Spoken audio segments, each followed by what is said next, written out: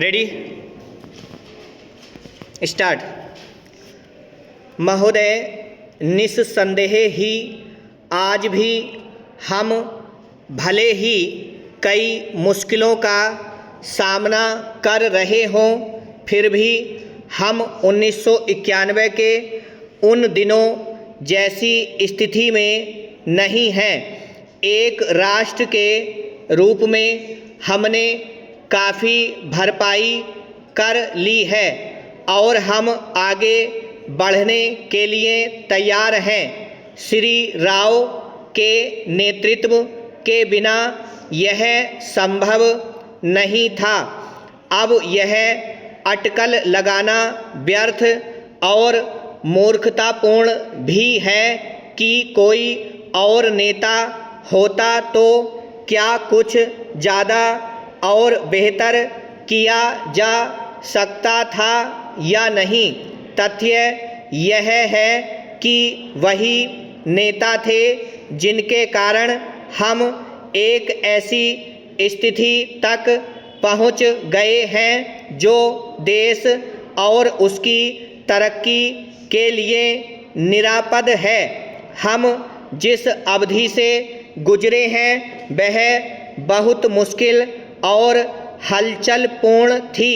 Soviet संघ के पतन और विघटन से हमारी जो कुछ भी अंतर्राष्ट्रीय स्थिति थी उसका आधार ही खत्म हो गया। ऐसा लगता है कि हमारे देश में कुछ लोग इस घटना का पूरा मतलब नहीं समझ पाए हैं। बेशक यह कम्युनिस्टों और आधुनिक समाजवाद के अन्य समर्थकों के लिए बेहद चिंता का विषय था।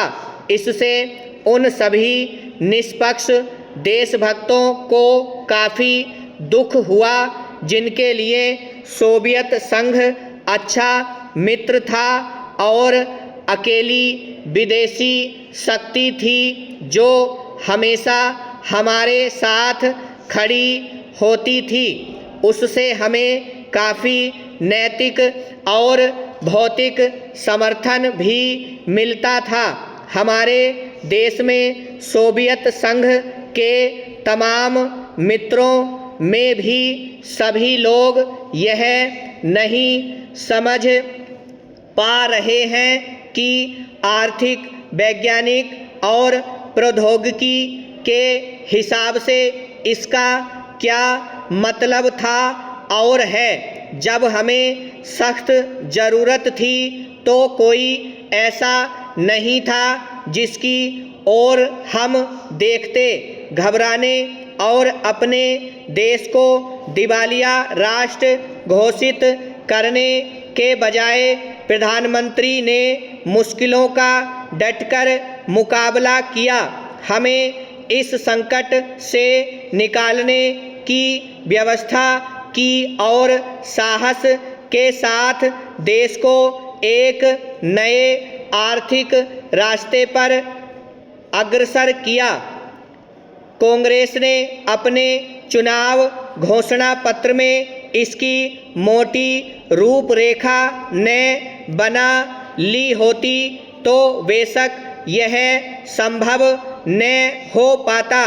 इस घोषणा पत्र के मुख्य निर्माता स्वयं राजीव गांधी थे और इसे तैयार करने में श्री राव उनके मुख्य सहायक थे। देश को संकट से उबारने और नए आर्थिक रास्ते पर ले जाने में बेशक मनमोहन सिंह की देशभक्ति, विद्वता और ख्याति महत्वपूर्ण कारण थे। नई आर्थिक नीति जनता के हित में नहीं है।